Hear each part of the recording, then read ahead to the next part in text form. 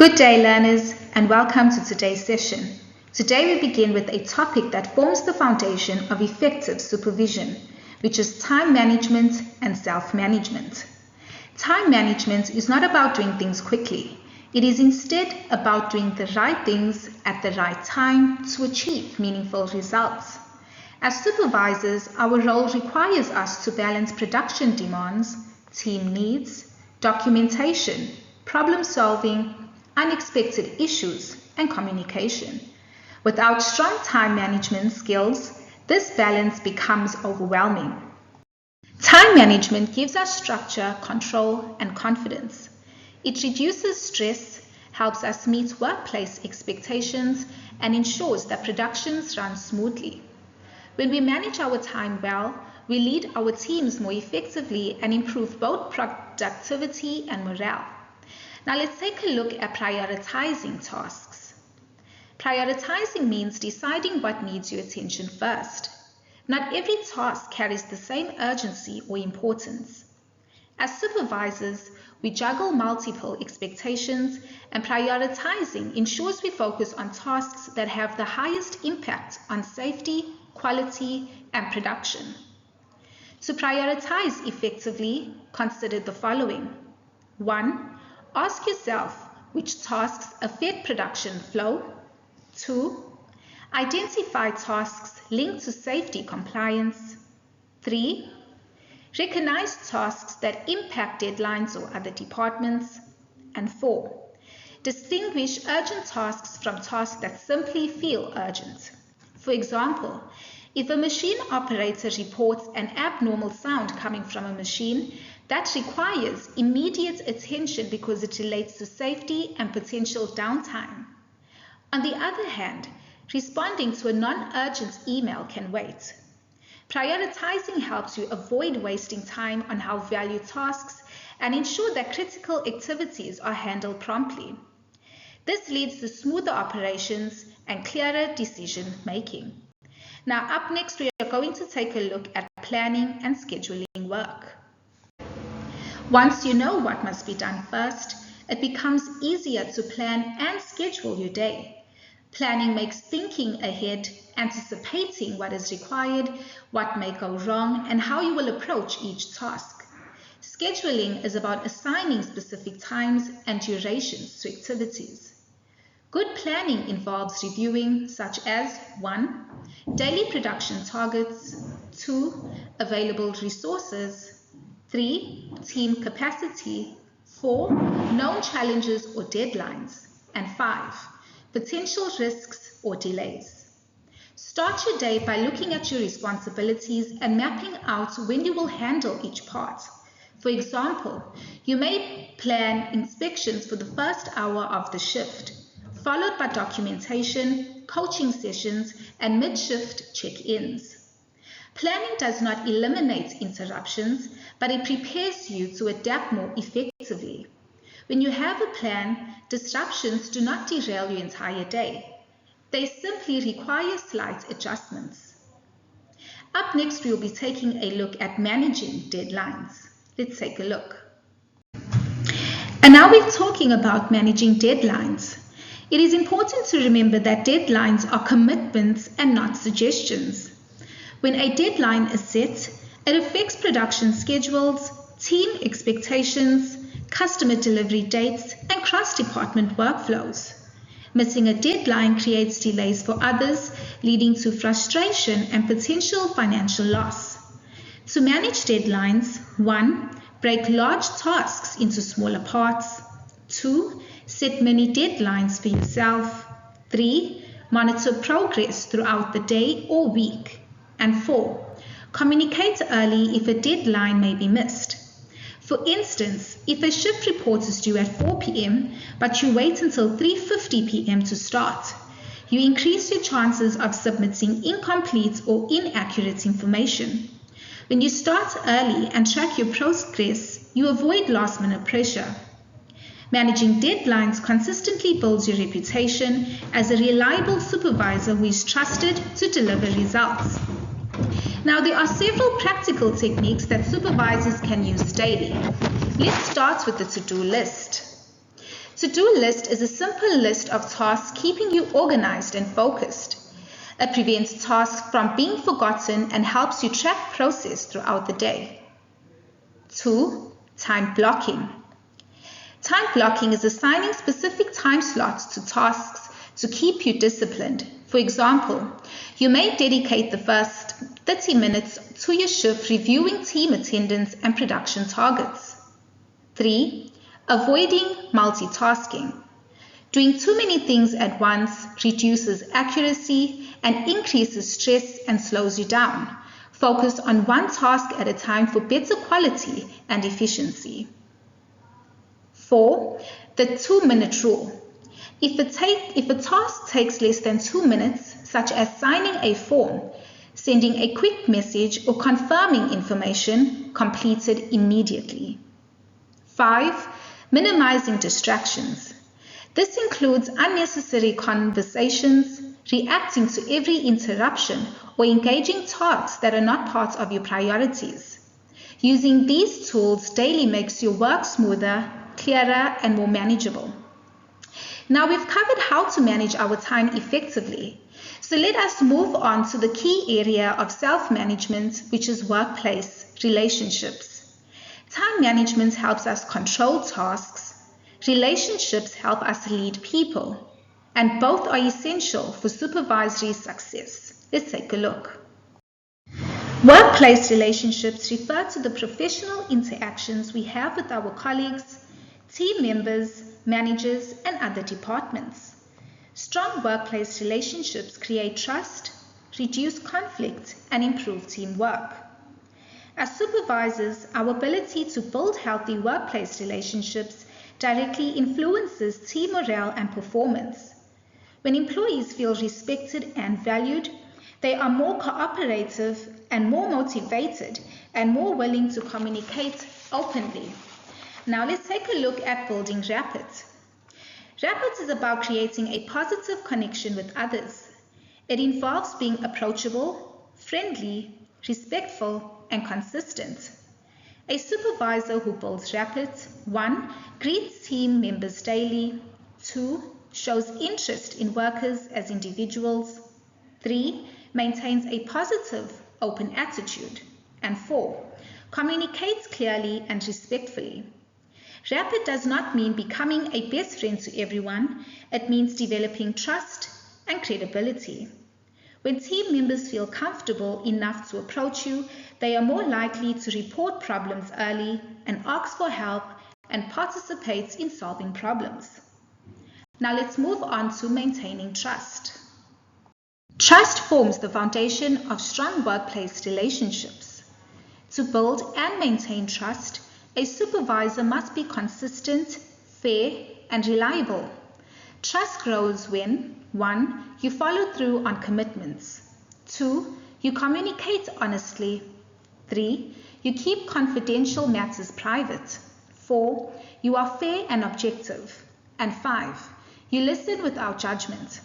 A team that trusts its supervisor works harder, communicates better, and handles challenges more effectively. Now we are moving on to professional communication. Professional communication means delivering information respectfully, clearly, and appropriately. It involves choosing the right words, tone, and timing. Supervisors communicate professionally when they 1. Give clear instructions, 2. Avoid gossip or emotional reactions, 3. Communicate early about changes or issues, 4. Use respectful language even in conflict, and 5. Provide feedback constructively. Poor communication causes confusion, errors, and conflict. Effective communication strengthens teamwork and ensures everyone understands expectations. Now let's talk about respect and workplace boundaries. Respect is shown through how we treat others.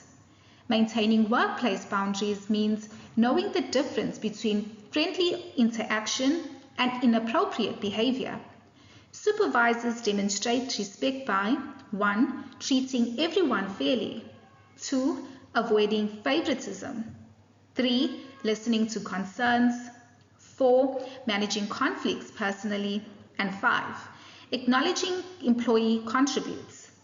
Strong boundaries prevent misunderstandings and maintain professionalism at all times. Now that we understand how to build positive workplace relationships, let's explore what happens when relationships experience tension. We are now moving on to conflict management. Let's take a look. Now let's begin by understanding conflict. Conflict occurs when people have different views, needs, expectations, or personalities. Conflict is not always negative if managed well. It can lead to creativity, problem solving, and growth. For supervisors, conflict management is a core skill. Your team watches how you handle disagreements, and how you approach influences the entire environment. Now, let's talk about the types of conflict. There are several types of conflict. 1, interpersonal conflict. This happens between two individuals. For example, disagreements, personality clashes, or misunderstanding. 2, intrapersonal conflict. Intrapersonal conflict occurs within a person. An employee might feel unsure, stressed, or conflicted about what is expected. 3, group conflict. This is conflict between teams or groups within the organization. 4, organizational conflict. This is caused by unclear policies, procedures, or workload distribution. Understanding the type of conflict helps you choose the right solution. Now we are going to talk about the causes of conflict. Common causes include 1, poor communication, 2, misunderstandings, 3, personality differences, 4, unclear expectations, 5, pressure or stress, and 6, competition for resources. In a production environment, conflict also arises from workload, quality issues, shift distribution, and role clarity. Effective supervisors use structured approaches to solve conflict. 1, active listening. Allow each person to share their side without interruption. 2, clarifying the issue. Restate the problem to ensure both parties feel understood. 3, identifying the root cause. Focus on the underlying issue and not just the surface disagreement. 4, facilitating solutions. Help both parties agree on actions that resolve the issue. And 5, follow up. Monitor whether the resolution worked and ensure no further tension remains. Now let's talk about the impact of conflict on teamwork. Unresolved conflict leads to stress, low morale, errors, and decreased productivity. When conflict is resolved early and fairly, teamwork improves and trust strengthens. Now that we've explored conflict and how to manage it, let's look at another key aspect of self-management, which is stress management, especially important in high-pressure environments like production. Let's take a look. Stress is a physical and emotional response to pressure or challenging situations. A small amount of stress can motivate us, but too much stress affects health, performance, and relationships. Supervisors often experience stress from workload, deadlines, team issues, and operational challenges. Now let's talk about identifying stress factors. Stress can be identified through symptoms such as 1, fatigue, 2, irritability, 3, difficulty concentrating, 4, tension or headaches, 5, emotional outbursts, and 6, reduced productivity. Recognizing stress early prevents burnout and improves mental well-being. Coping strategies help supervisors manage pressure effectively. These include 1, time management. Planning ahead reduces last-minute pressure. 2, asking for support. Supervisors should communicate when workload are too heavy. 3, taking breaks. Short breaks help reset the mind and reduce overwhelm. 4, problem solving. Breaking complex problems into smaller steps reduces anxiety. 5, healthy boundaries, avoiding taking on too many risks all at once. 6. Maintaining emotional balance. Maintaining emotional balance means staying calm, controlled, and solution-focused even in a stressful situation. It shows professionalism and sets the tone for your team. Next, we move into a skill closely linked to relationships and stress, known as effective communication. Let's take a look. Effective communication means sharing information clearly, respectfully, and in a way that others can understand. Supervisors must communicate expectations, changes, instructions, feedback, and concerns daily. Now let's talk about active listening. Active listening means focusing fully on the speaker, acknowledging their message, and responding appropriately. It involves 1. Paying attention, 2. Avoiding interruptions, 3. Reflecting back what you heard, and 4. Asking clarifying questions. Active listening prevents misunderstandings and builds trust. Up next, we will be taking a look at verbal and non-verbal communication skills. Verbal communication includes tone, pace, and clarity. Supervisors must speak 1. Calmly, 2. Respectfully, 3. Clearly, 4. With purpose. Giving instructions clearly reduces rework and mistakes. Now let's move on to non-verbal communication skills. Non-verbal cues include body language, facial expression, posture, and eye contact. These signals often communicate more than words. Supervisors should ensure non-verbal messages match their words. And now we're talking about giving and receiving feedback. Feedback must be 1. Specific, 2. Supportive, 3. Focused on behavior and not personality. Receiving feedback openly shows professionalism and helps you grow. And now we're moving on to overcoming barriers and communication barriers. Barriers include noise, language differences, assumptions, emotional reactions, and unclear messages. Supervisors must recognize and remove these barriers by communicating with intention and clarity.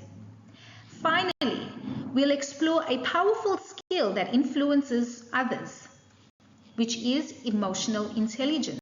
Let's take a look.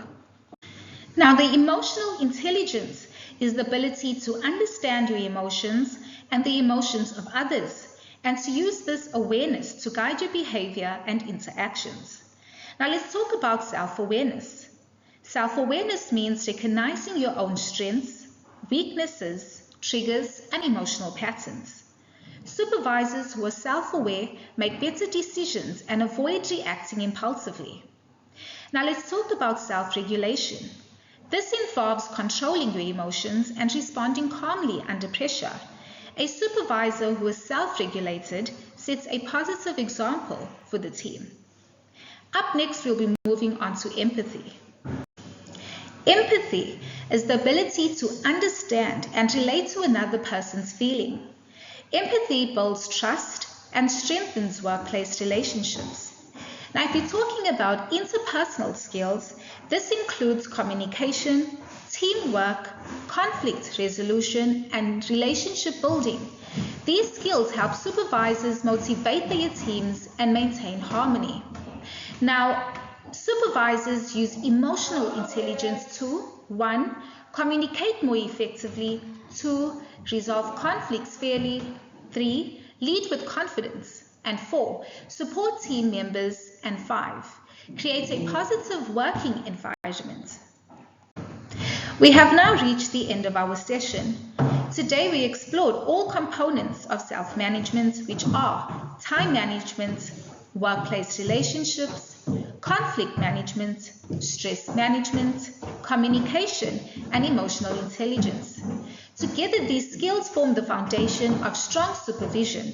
When supervisors master self-management, they lead with clarity, confidence, and professionalism. Thank you, learners, for your attention and participation in today's session. I'll see you at the next one.